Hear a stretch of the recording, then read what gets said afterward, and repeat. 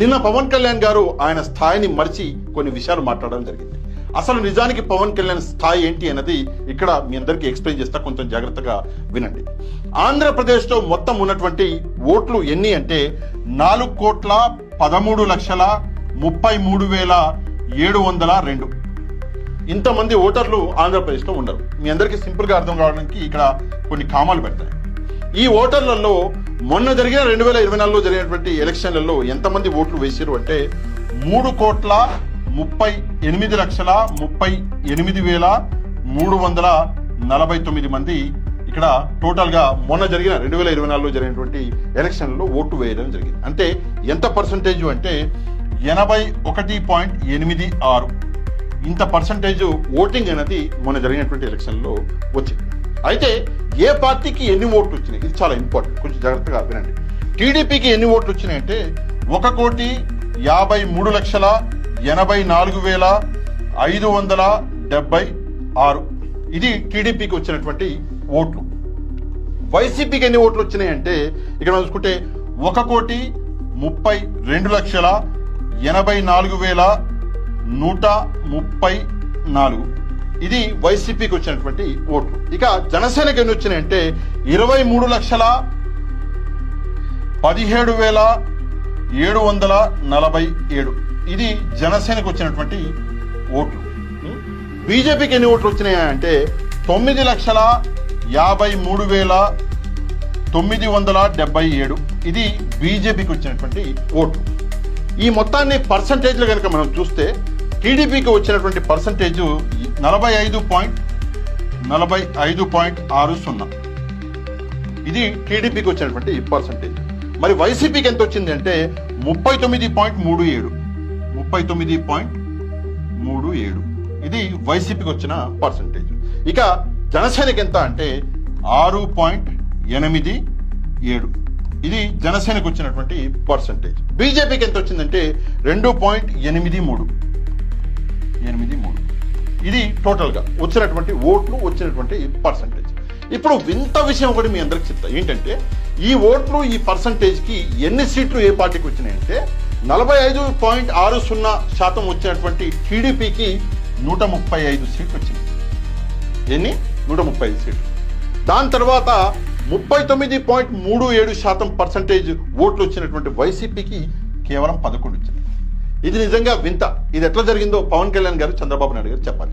ఎందుకంటే టీడీపీకి వైసీపీకి ఉన్నటువంటి వ్యత్యాసం ఏదైతే ఉందో అది 6.23%. ఇంత 6.23%. ఇంత చిన్న వ్యత్యాసానికి ఇక్కడ మనం చూసుకుంటే 135 టీడీపీకి వస్తే కేవలం వైసీపీకి 11. అది ఎట్లా పాసిబుల్ అయిందో అది అర్థం కావట్లేదు. ఇంకా వింతైన విషయం ఏంటంటే జనసేనకు వచ్చింది కేవలం 6.87% ఓట్లే. అయినా వాళ్ళకి ఎంతమంది గెలిచారు, ఎన్ని సీట్లు వచ్చినాయంటే 21 అంట. ఇది ఇంకా వింత.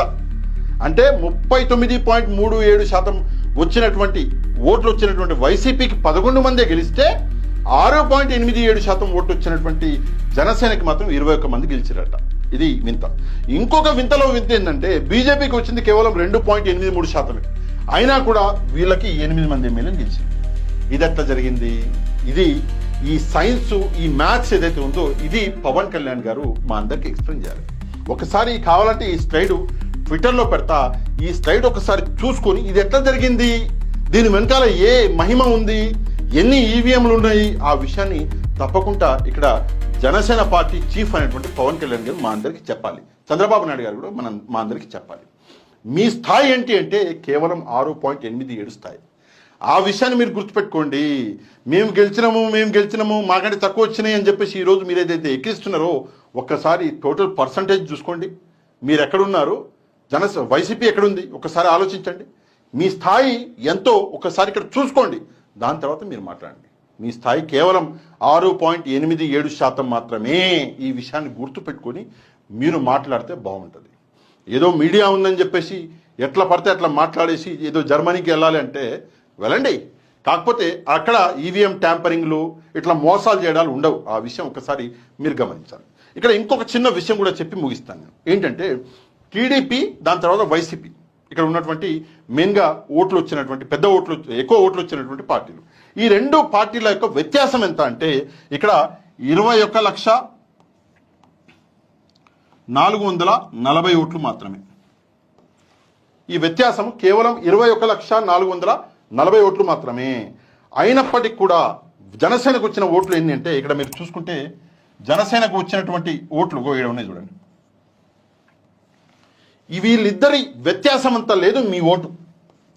వీళ్ళిద్దరి వ్యత్యాసానికి 21,440 ఓట్లు వ్యత్యాసం ఉంటే మీకు వచ్చిన ఓట్లు 23 లక్షలు, అంటే ఒక 2 లక్షలు ఎక్కువ వేసుకుంటే మీ ఓటింగ్ అంటే మీ పార్టీ ఎంత చిన్నది అన్నది ఇక్కడ మళ్ళొకసారి ఆలోచిస్తే అర్థమవుతున్నది.